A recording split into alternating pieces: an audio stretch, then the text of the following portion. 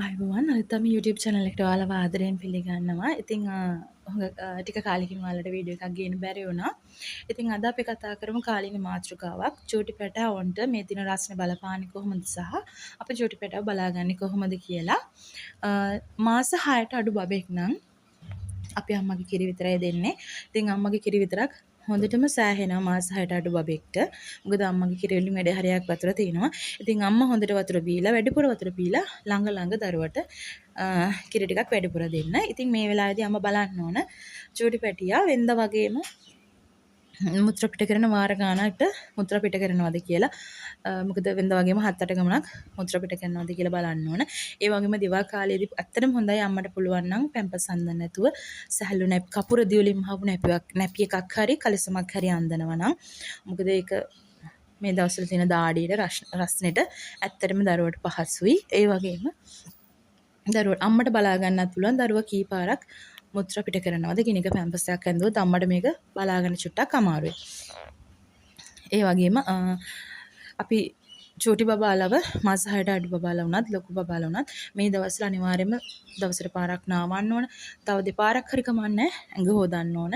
අම්මට දවල් 12 වගේ උදේ නාවලා දැන් 10ට විතර නාවලා අම්මට ආයි දවල් 12 1 වගේ වෙද්දි හිතෙනවා නම් චූටි පැටියට දාඩිය දාලා කියලා නිකන් වතුරෙන් හොදගෙන එන්න. මේ හැම පාරකදීම සබන් ගන්න එපා. මොකද හැම වේලෙන්න පුළුවන් දරුවගේ. ආයි හවසට ආයි පාරක් හොද ගන්න අම්මට අතරමැදි හිතනවා නම් දාඩි දාලා රස්නේ කියලා තෙතර දෙක ඇල්ලකින් දරුවගේ තෙත මාත්තු කරගන්න පුළුවන්. ඒ වගේම අපි දැන් ඊළඟට කතා කරමු මාස 6 අවුරුද්ද අතර බබෙක්ගේ අපි දැන් මාස 6න් පස්සේ චූටි පැටියට අපිට අමතර කෑම පටන් ගන්න නින්දා අපිට දෙන්න පුළුවන් ලුණු සීනි නැතුව දෙහි නාරං දොඩම් දෙලුම් වගේ දේවල් අපිට මිරිකලා ජලයත් එක්ක හවලම් කරලා පානයක් විදිහට හරි ගස්සලා දෙන්න පුළුවන් කොමඩු වගේ පානයන් දෙන්න පුළුවන් දරුවට. ඒ වගේම අපිට මාස 8ට පස්සේ නම් වතුර වැඩිපුර වතුර තැඹිලි ඊට පස්සේ පොල් වතුර ඒවා දෙන්න පුළුවන් චුටි බබාලට. අම්මා මේ බබාලටත් සැහැල්ලු කපු කලිසමක් දවල් කාලේ දෙනවා වඩා හොඳයි. මේ චූටි බබාලට ඒ වගේම දාඩි බිබිලි තියෙනවා නම් ලැක්ටෝ කැලමයින් හරි ඔයගේ වෛද්‍යවරයා නිර්දේශ කරපු ක්‍රීම් එකක් හරි පවුඩර් එකක් හරි මොන හරි යූස් කරලා දරුවගේ දාඩි බිබිලි වැඩි වෙන්නේ නැති වෙන්න අම්මා මේක පාවිච්චි කරලා දාඩි බිබිලි අඩු කරගන්න. මොකද වැඩි වුණොත් බබාට හරිම අපහසුයි. පාර ඒක ගෑවෙනකොට යාර දිනකොට අඬනවා. ඒ හින්දා අවුරුද්දට වැඩි බබෙක් නම් ඉතින් අපිට එයාට දෙන්න පුළුවන් මේ හැම දෙයක්ම වතුර තැඹිලි කොමඩු මේ දෙහි දොඩම් නාරං මේ හැම එකක්ම දියර වශයෙන් හදලා දෙන්න පුළුවන් දෙලුම් මේ හැම දෙයක්ම ඊට පස්සේ ආයි බබාට වතුර වැඩිපුර දෙන්න පුළුවන්. ඒ වගේම තැඹිලි පොල් අතර මේවා දෙන්න පුළුවන්. මේ චුටි බබාලත් අවුරුද්දට අඩු වැඩි හැමෝම අනිවාර්යයෙන්ම දවසට සැරයක් නාවලා දවසට දෙපාරක් හරි කමන්න ඇඟ හොදන්න ඕන. දාඩි බිබිලි තියනවා මොනවා පවුඩර් එකක් හරි ක්‍රීම් එකක් හරි යූස් කරන්න ඕන.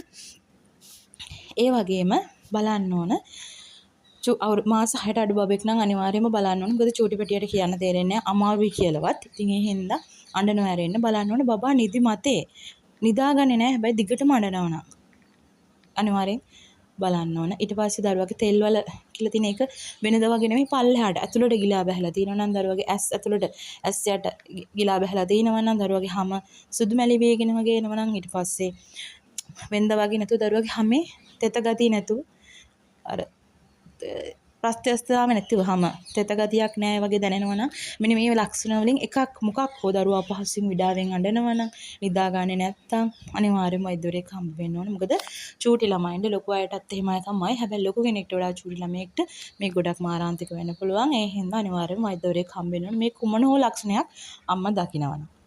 ඊට පස්සේ ලොකු බබාලටත් එහෙමයි.